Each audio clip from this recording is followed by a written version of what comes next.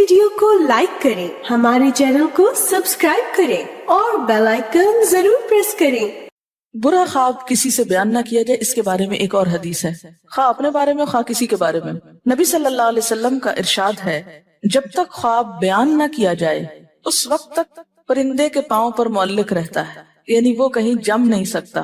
جیسے پرندہ ہوا میں معلق ہوتا ہے نا، تو ایسے ہی خواب بھی لٹکا رہتا ہے، اور جب بیان کر دیا جائے تو اسی طرح واقع ہو جاتا ہے۔ بعض اوقات جھوٹا خواب لوگ بیان کرتے ہیں اور وہ ویسے ہی ان کے ساتھ ہو جاتا ہے۔ مثلا کسی کو اپنی اہمیت جتانے کے لیے کسی کے سامنے کوئی جھوٹا خواب گھڑ کے بیان ہو رہا ہے، تو بعض اوقات کیا ہوتا ہے، ویسا ہی ہو جاتا ہے۔ دوسرے کے سامنے بیان کرنے سے کیوں روکا گیا؟ اس لیے کہ ہو سکتا ہے کہ وہ فوری طور پر کوئی تعبیر بول دے، تو جو تعبیر وہ بول دیتا ہے وہ نفسیاتی طور پر بھی انسان کو مار دیتی ہے۔ اسی لیے کسی کا اگر خواب آپ سنیں تو آپ کیا کریں، فوری تعبیر نہ دیں اگر اس کے اندر کوئی خیر نہ ہو، کہ نہیں اس سے تو لگ رہا ہے تم مر ہی جاؤ گے۔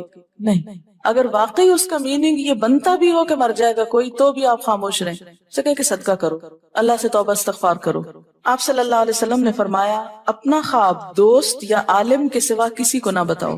اس کو ترمذی نے روایت کیا ہے۔ ابو داؤد کی روایت میں ہے کہ حضرت صلی اللہ علیہ وسلم نے فرمایا، اپنا خواب کسی دوست یا ذی رائے کے سوا کسی کو نہ بتاؤ۔ ذی رائے کا مطلب ہے سمجھدار انسان، جس کی اپنی ایک اوپینین ہوتی ہے، صرف سنی سنائی باتیں نہیں کرتا۔ سمرہ بن جندب سے مروی ہے کہ حضور صلی اللہ علیہ وسلم نماز صبح کے بعد عموماً صحابہ سے دریافت فرماتے کہ تم میں سے کس کس نے کوئی خواب دیکھا ہے۔ اگر کسی نے کوئی خواب دیکھا ہوتا تو وہ بیان کرتا، اور حضرت مخبر صادق صلی اللہ علیہ وسلم اس کی تعبیر بیان کرتے تھے۔ یہ بخاری کی روایت ہے۔ اچھا، کیوں سنتے تھے آپ دوسروں کے خواب؟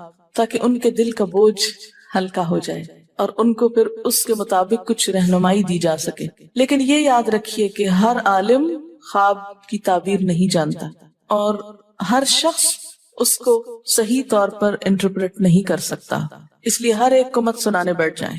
سب سے بہترین تعبیر وہی ہوتی ہے جو انسان خود اپنے خواب کی کر سکتا ہے۔ بل الانسان علی نفسہ بصیرہ، کہ انسان اپنے آپ سے خود خوب آگاہ ہے کہ یہ خواب شیطان کا وسوسہ تھا، یا یہ خواب میرے دل کی مرضی کو پوری نظر آتی ہے اس میں، یا بالکل ہی کوئی ان یوزول چیز ہے۔